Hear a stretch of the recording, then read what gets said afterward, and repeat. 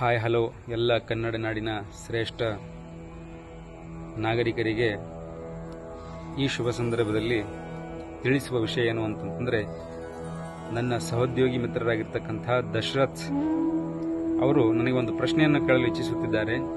ಆ ಒಂದು ಪ್ರಶ್ನೆಗೆ ನಾನು ಉತ್ತರವನ್ನು ಕೊಡಲು ಇಲ್ಲಿ ನನ್ನ ಮತಿಗೆ ನಿಲುಕಿದಷ್ಟು ನಾನು ಪ್ರಯತ್ನವನ್ನು ಮಾಡಲು ಇಚ್ಛಿಸುತ್ತೇನೆ.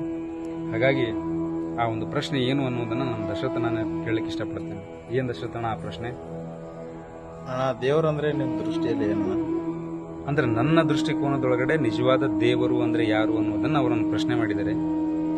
ಒಂದೇ ಒಂದು ವಾಕ್ಯದಲ್ಲಿ ದೇವರು ಯಾರು ಅಂತಂದ್ರೆ, ವೀರಶೈವ ಲಿಂಗಾಯತ ಧರ್ಮದ ಕೈವಲ್ಯ ಪದ್ಧತಿಯೊಳಗಡೆ ಒಂದು ವ್ಯಾಖ್ಯೆ ಬರುತ್ತೆ. ಅಲ್ಲಿ ದೇವರ ಒಂದೇ ಒಂದು ವಾಕ್ಯದೊಳಗಡೆ ಅವರು ಉಲ್ಲೇಖವನ್ನು ಮಾಡ್ತಾರೆ. ಏಕ ಏವ ಶಿವಾಹ ಸಚ್ಚಿದಾನಂದಮಯೋ ವಿಭು ನಿರ್ವಿಕಲ್ಪೋ ನಿರಾಕಾರೋ ನಿರ್ಗುಣೋ ನಿಸ್ಪ್ರಪಂಚಕ ಅಂತ ಹೇಳಿ. ಏಕ ಏವ ಶಿವಾಹ ಅಂತಂತಂದ್ರೆ, ಇಡೀ ಜಗತ್ತಿಗೆ, ಇಡೀ ಬ್ರಹ್ಮಾಂಡಕ್ಕೆ, ಈ ಕೋಟಿ ಕೋಟಿ ಅಗಣಿತ ನಕ್ಷತ್ರಗಳಿಗೆ, ಈ ಗ್ರಹಗಳಿಗೆ, ಉಪಗ್ರಹಗಳಿಗೆ, ಈ 84 ಜೀವರಾಶಿಗಳಿಗೆ ಯಾರು ಸಾಕಿ ಸಲುತ್ತಾ ಇದ್ದಾನಲ್ಲ, ಆ ಒಂದು ಅವ್ಯಕ್ತವಾದ ಚೈತನ್ಯ ಸ್ವರೂಪಕ್ಕೆ ನಾವು ದೇವರು ಅಂತ ಹೇಳಿ ಕರಿಬೇಕು. ಅದರ ಸ್ವರೂಪ ಹೆಂಗಿದೆ ಅಂತಂತಂದ್ರೆ, ಏಕ ಏವ ಶಿವ, ಇಡೀ ಪ್ರಪಂಚಕ್ಕೆ ಒಬ್ಬನೇ ಒಬ್ಬ ಶಿವನಿದ್ದಾನೆ. ಹಾಗಾದ್ರೆ ಭಾಷೆಗಳ ವ್ಯತ್ಯಾಸ ಆದರೂ ಕೂಡ, ಕರೆಯುವ ವಿಧಾನಗಳು ಬೇರೆ ಬೇರೆ ಆದರೂ ಕೂಡ ಪರಮಾತ್ಮನ ಮೂಲ ಸ್ವರೂಪ ಒಂದೇ ಎಂಬುದು ಇದರ ಉದ್ದೇಶವಾಗಿದೆ. ಆಮೇಲೆ ಸಚ್ಚಿದಾನಂದಮಯೋ ವಿಭು, ಸಚ್ಚಿದಾನಂದಮಯೋ ವಿಭು ಅಂತಂತಂದ್ರೆ ಸತ್ತು ಚಿತ್ತು ಆನಂದ ಪರಿಪೂರ್ಣವಾಗಿರತಕ್ಕಂಥ ವಸ್ತು ಪರಮಾತ್ಮನಿದ್ದಾನೆ. ಸತ್ಯ, ಚಿತ್ತು, ಆನಂದ. ಸತ್ಯ ಅಂತಂತಂದ್ರೆ, ಭೂಮಿಯ ಮೇಲೆ ಹುಟ್ಟಿದ ಪ್ರತಿಯೊಂದು ಜೀವಿಗೂ ಒಂದು ದಿನ ಮರಣ ಖಂಡಿತವಾಗಿಯೂ ಸಂಭವಿಸಲೇಬೇಕು.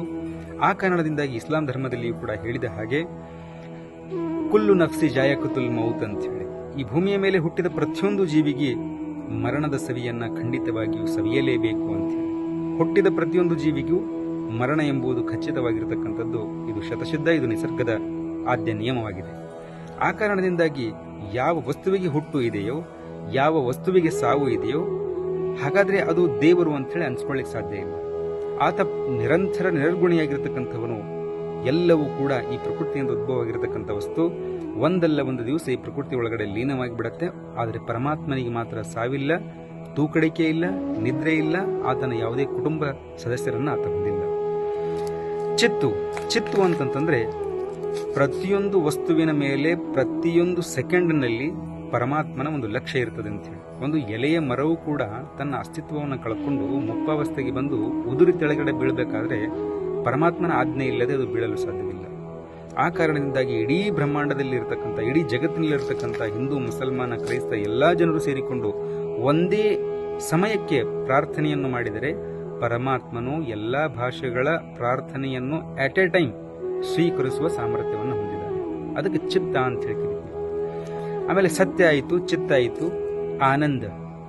ಇಡೀ ಜಗತ್ತಿನಲ್ಲಿ ಭೂಮಿಯ ಮೇಲೆ ಹುಟ್ಟಿದ ಪ್ರತಿಯೊಂದು ಜೀವಿಗೂ ಕೂಡ ದುಃಖ ಅನ್ನುವುದು ಕಟ್ಟಿಟ್ಟಿರ್ತಕ್ಕಂಥ ಬುದ್ಧಿ. ಇದು ಮನುಷ್ಯನಿಗೆ ಸುಖ ದುಃಖ ಸರಿಸಮಾನವಾಗಿರ್ತಕ್ಕಂಥದ್ದು. ಆದರೆ ಪರಮಾತ್ಮ ಯಾವತ್ತೂ ಆನಂದಮಯವಾಗಿರ್ತಕ್ಕಂಥವನು.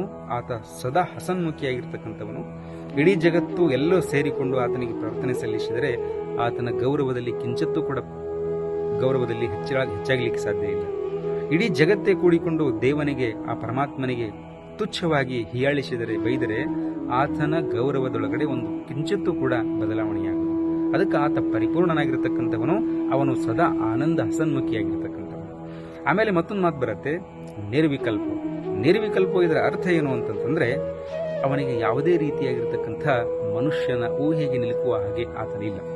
ಮನುಷ್ಯನ ಕಲ್ಪನೆಗೆ ಆತ ನಿಲುಕುವವನಲ್ಲ. ಪರಮಾತ್ಮ ಹಿಂಗೇ ಇದಾನಂತ ಹೇಳಿ ಯಾವ ಮನುಷ್ಯನಿಂದನೂ ಕೂಡ ಹೇಳಲಿಕ್ಕೆ ಸಾಧ್ಯ ಇಲ್ಲ. ಎಷ್ಟೋ ಯುಗಪುರುಷರು, ಪ್ರವಾದಿಗಳು, ಪೀರ ಪೈಗಂಬರರು ಈ ಭೂಮಿಯ ಮೇಲೆ ಬಂದು ತಮ್ಮ ಸಂದೇಶವನ್ನು ನೀಡಿದ್ರು. ಆದರೆ ಪರಮಾತ್ಮ ಹೀಗೇ ಇದ್ದಾನೆ ಅಂತ ಹೇಳಿ ಯಾವ ವ್ಯಕ್ತಿಯಿಂದಲೂ ಕೂಡ ಇಲ್ಲಿಯವರ ತನಕ ಹೇಳಲಿಕ್ಕೆ ಸಾಧ್ಯ ಇಲ್ಲ.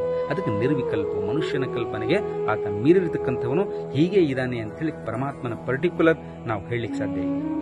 ಆಮೇಲೆ ಹೇಳ್ತಾರೆ ನಿರಾಕಾರ. ಪರಮಾತ್ಮನ ಯಾವ ಆಕಾರವೂ ಕೂಡ ಇಲ್ಲ. ಆತ ಹೀಗೆ ಇದ್ದಾನೆ, ಆತನ ಸ್ವರೂಪ ಹೀಗೆ ಇದೆ ಅಂತ ಹೇಳಿ ಯಾವ ಮನುಷ್ಯನಿಗೂ ಕೂಡ ಹೇಳಲು ಸಾಧ್ಯವಿಲ್ಲ. ಅದಕ್ಕೆ ಇಸ್ಲಾಂ ಧರ್ಮದಲ್ಲಿಯೂ ಕೂಡ ಒಂದು ಸೂತ್ರ ಬರುತ್ತೆ, ಕುಲ್ ಹೂ ಅಲ್ಲ ವಹದ ಅಲ್ಲ ಉಸ್ಸಮದ್ ಲಮ್ಮಿ ಯಲಿದ ವಲಮ್ಮಿ ಯೂಲದ ವಲಮ್ಮಿಯ ಕುಲ್ಲಹು ಕುಫುವನ್ನ. ಓ ಜನರೇ ಹೇಳಿರಿ, ಇಡೀ ಬ್ರಹ್ಮಾಂಡವನ್ನ, ಇಡೀ ಪ್ರಪಂಚವನ್ನ ಹುಟ್ಟಿಸಿದ ನಿಮ್ಮೆಲ್ಲರ ಪ್ರಭು ಒಬ್ಬನೇ. ಆತನಿಗೆ ತಂದೆ ಇಲ್ಲ, ಆತನಿಗೆ ತಾಯಿ ಇಲ್ಲ, ಆತನಿಗೆ ಬಂಧು ಬಳಗವಿಲ್ಲ, ಆತನಿಗೆ ತೂಕಡಿಕೆ ಇಲ್ಲ, ಆತನಿಗೆ ನಿದ್ರೆ ಇಲ್ಲ. ಆತ ಸದಾ ನಿರಂತರ ನಿರರ್ಗುಣಿಯಾಗಿರತಕ್ಕಂಥವನು.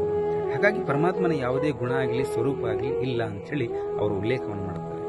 ನಿಷ್ಪ್ರಪಂಚಕ, ಆತ ಯಾವುದೇ ರೀತಿಯಾಗಿರತಕ್ಕಂಥ ಪುಲ್ಲಿಂಗವಾಗಿರಬಹುದು, ಸ್ತ್ರೀಲಿಂಗವಾಗಿರಬಹುದು, ನಪುಂಸಕಲಿಂಗವಾಗಿರಬಹುದು, ಯಾವ ವರ್ಗಕ್ಕೂ ಕೂಡ ಆತ ಸೇರಿದವನಲ್ಲ. ಹೀಗಾಗಿ ಪರಮಾತ್ಮ ಯಾರು ಅಂತಂತಂದ್ರೆ ಒಂದೇ ಒಂದು ವ್ಯಾಖ್ಯೆಯಲ್ಲಿ ಹೇಳುವುದಾದ್ರೆ, ಒಂದು ಗ್ಲಾಸ್ ನೀರನ್ನು ನಾವು ತೆಗೆದುಕೊಂಡು ಅದಕ್ಕೆ ಕನ್ನಡದಲ್ಲಿ ನೀರು ಅಂತ ಹೇಳಿ ಕರೀಬಹುದು, ಆಂಗ್ಲ ಭಾಷೆಯಲ್ಲಿ ವಾಟರ್ ಅಂತ ಹೇಳಿ ಕರೀಬಹುದು, ಹಿಂದಿ ಒಳಗಡೆ ಅದಕ್ಕೆ ಪಾನಿ ಅಂತ ಹೇಳಿ ಕರೀಬಹುದು.